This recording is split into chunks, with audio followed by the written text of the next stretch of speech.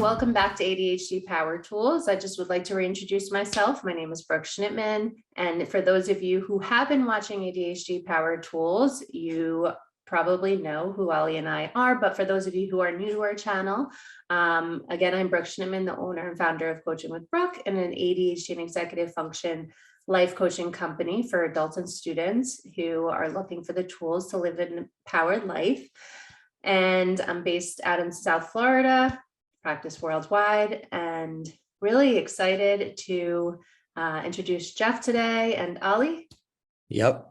I'm Ali. You guys know me. I'm an intern at Different Brains, ADHD self-advocate. I was diagnosed with ADHD at 7 years old. And since then, I want to share my journey, help others with the tools I've collected along the way by co-hosting ADHD Power Tools, doing research on college students with ADHD. I'm also currently a student. I finished my bachelor's in biology at FAU, doing my second bachelor's right now. I'm working as an emergency medical technician. I'm aspiring to become a physician. Today, I'm super excited to have with us Jeff Copper, who's a trained, credentialed ADHD and life coach, ADHD coach, trainer, and speaker, host of Attention Talk Radio, and founder of DIG Coaching. DIG or DIG? Did I get it right? It's DIG. The acronym stands for Damn, I'm Good, and backwards, it's Get It Done. There you go. Well, welcome to ADHD Power Tools, Jeff. Thank you so much for the opportunity. I really appreciate the invitation. Of course. You can go ahead and introduce yourself properly. Tell us who we are, what you do in the ADHD space. I fashion myself as an attention coach. At the end of the day, I think when you're life coaching, you're actually coaching people's attention and what to pay attention to, et cetera. So that's really what I do. I specialize in coaching people with ADHD. And so with that, I'm all things attention. So I got Attention Talk Radio is my podcast, Attention Talk Videos is my YouTube channel. I speak on attention. Anyway, I'm basically all things attention, and I focus on helping adults diagnosed with ADHD to excel in life. People talk about niches and stuff, ADD, the process of it, the brain wiring is the same. So I've coached housewives to CEOs, to entrepreneurs, to singers and entertainers, et cetera. So it's all the same thing, but that's more or less what I've been doing. Love it. There you go. That's awesome. And so today I want to start off with it's 2022. It's a new year. We all want to find some motivation, take on a new year. And us with ADHD, sometimes there's so many tabs open. So I want to ask you, how do you describe the relationship between clarity and motivation? I'm really, really, really glad you asked that question. And I want to do a caveat. People with ADHD are going to struggle with motivation anytime you're dealing with a repetitive, boring, routine task. Those with ADD are more susceptible to something called agitated boredom, which is defined as the physical discomfort where you're motivated to escape the plight. Or it's put different, you're so uncomfortable, you're going to do anything to get comfortable.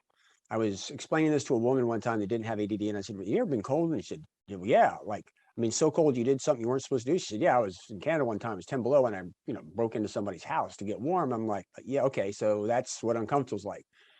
So when you've got something that with ADHD you got to do that's incredibly boring, understand the way your brain is wired, it's going to be difficult anyway. And I'm not so sure you're going to find the motivation to overcome that. What I always recommend is, one, try to find a way not to do it. Number two, reduce the number of steps or pair it with something else that you can pay attention to. So for example, and I think I can speak with some authority, I was an internationally ranked swimmer in the 80s. And I used to swim 4 hours a day. I still swim, but I don't swim by myself because it's too boring. It's repetitive, boring exercise. I typically always do it with other people. So most people don't think of athletics as being a real social thing, but it really is when you think about it. So I combine the social side and the athletic side, I'm able to go forward. So that's things that are repetitive and boring related to that. Now, past that, and working with Dr. Russell Barkley's model and coaching, it's been interesting to me because I find that 80% of procrastination is rooted in ambiguity. There's two parts of that. One, you literally just don't know what to do. And the other part of it is you got the parts, but you can't hold it all in your mind, which is working memory. And so people come to me often, they're like, I need to get the motivation. And I'm saying, oh, I know you want that. But one thing I've learned is there's a huge correlation between clarity and motivation. Get the clarity, and the motivation is a feeling that kind of goes along with that. So I'm really big into problem solving. and identifying what is the root cause. Because if you just say, I got to get the motivation, emotionally, you can wander all over the place and psych yourself up, and you might be able to do a real short sprint. But if you're not really clear on what's going to go on, it's not going to last. But if you focus on, I got to get that clarity, now you're getting at the root cause, and now you can kind of do something about it and say, listen, I got to find clarity. I got to search for clarity. Now, you're not actually doing what you want to accomplish yet. It's an interim step that you've got to do in order to get there. So as I say, there's a high correlation between clarity and motivation. So if you want motivation, as long as it's not word, focus on the clarity. But conversely, there's a huge relationship between uncertainty and avoidance. And so again, I often tell people, just focus in on how am I going to get clarity on what to do? And often if you can get the clarity, then the motivation will come. That's huge. So many of us know, okay, you have to understand why you want to do something before you can do it, but getting clear before you find the motivation is huge. I also love the piece that you mentioned about the ambiguity as well, because as ADHDers, analysis paralysis is huge, but sometimes we just don't have enough information about what we want, what we need to get that clarity and understand our next step. So we get down on ourselves about that, but it's, we need more. And I have a true story that I'd like to share that will kind of illuminate this, because often we have a narrative that we tell ourselves because we really don't get into it. But true story, whenever I'm working with somebody, I start with a 2-hour discovery call, and it's basically design the relation and get to know them. And often if nothing comes out of that call, the first exercise is come back with a list of things that you procrastinated on. So this gentleman comes back to me, calls in, and I said, okay, what's on your list? He said, I need to call my relatives to tell them about my daughter's dance recital. I said, okay, well, what's hard? Nothing.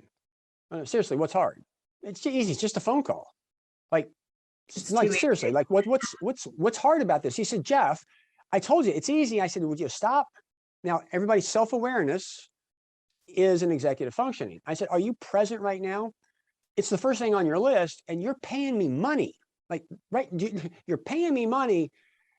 Quit telling me it's easy. What is hard? And he goes, I don't know. I guess when they call, they're going to ask me, what am I supposed to wear? Where do I park? And what do I bring? In that moment, and he realizes now he's got to go back to his wife. Can't you just do this one thing? You know, that whole emotional thing, to find it, to kind of go back. And in that moment, just illustrated how it wasn't easy. It was actually hard. He wasn't clear on the information that he needed to give them. But this is rooted in working memory, because when his wife asked the question of him to go do that, had he paused and thought, imagined, if you will, which is visual imagery, that he was on the receiving end of the call, he might have said, oh, these are the questions that I would naturally ask, get that information from his wife. But with people with ADHD, thinking inside their head is difficult, so they often escape it. So he heard it, didn't pause, didn't use his working memory to think about what he might have, went to go do the phone call, and then shamed himself because he wasn't doing it, because he wasn't clear on what the answers is. Now, this is a very simple thing, but it totally illustrates executive functioning as an impairment, the difficulty with thinking, the calling something easy when it's not, and the ambiguity that's getting in the way of making the call. Once we identified what that was and he became aware of it, he was able to ask the questions and then would use that in other calls in the future. Again, I just like sharing that because it's such a simple one, but when you think about it, a lot of people can kind of relate to it in one way, shape, at least in their behavior. Make sense? Absolutely. It's almost like, doing the laundry. I know it's not the same, but people shame themselves for not being able to do the laundry, and then they forget how many steps are involved in it. So that might not be as much of a working memory piece, but there are multiple factors that your client needed to get it done.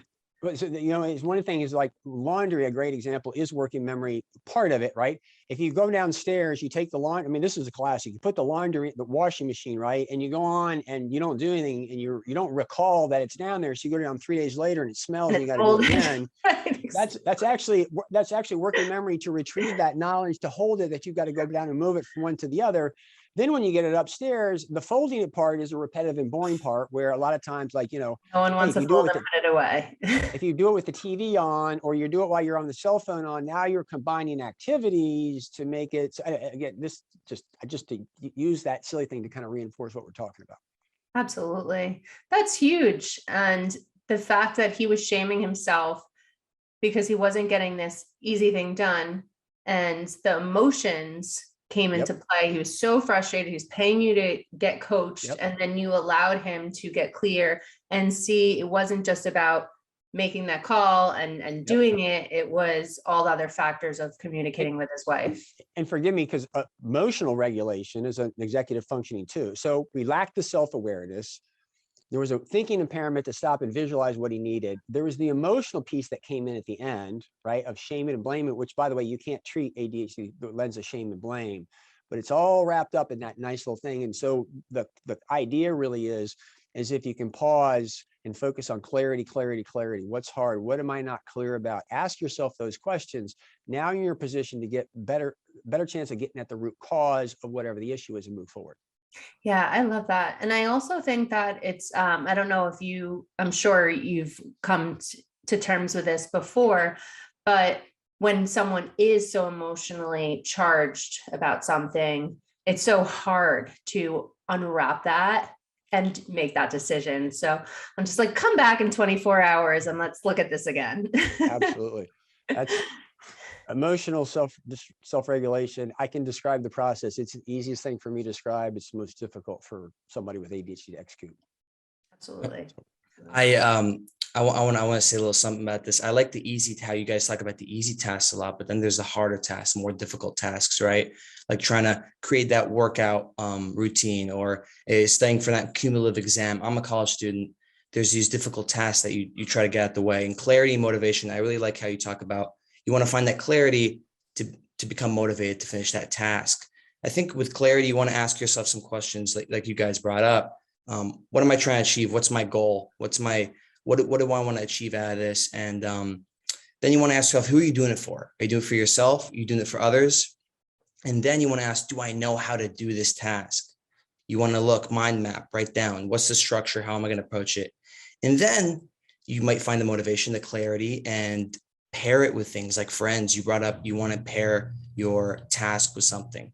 Accountability, friends are great. Listen to music, maybe something, a little fidget spinner, those little small things that can help you take on your tasks and find that motivation. Just increase that dopamine while you take on that task or that. So if everybody will listen, all he was saying, he's actually problem solving. You're pausing and you're thinking through what the issues are at hand in order to do that. All too often, people with ADHD, they actually don't problem solve. They escape that. But my success, anybody with ADHD, it's all about problem solving. Everybody's going to cringe, but none of us liked word problems when we were in school. And if you think about it, we learned to solve for equations, but word problems were different. You had to read a narrative and identify relevant and irrelevant information, take the relevant variables and organize them in a way that you could actually solve the problem. In other words, you had to derive the equation. Absolutely. And often with people with ADHD, they're like, give me the equation. Well, I can give you equation, but it may or may not address the relevant variable. So we hate the word problems, but that's basically how it's solved. And Ali, if you go back and listen to what he did, he was just basically looking at the relevant and irrelevant variables, trying to figure out how to solve that particular problem.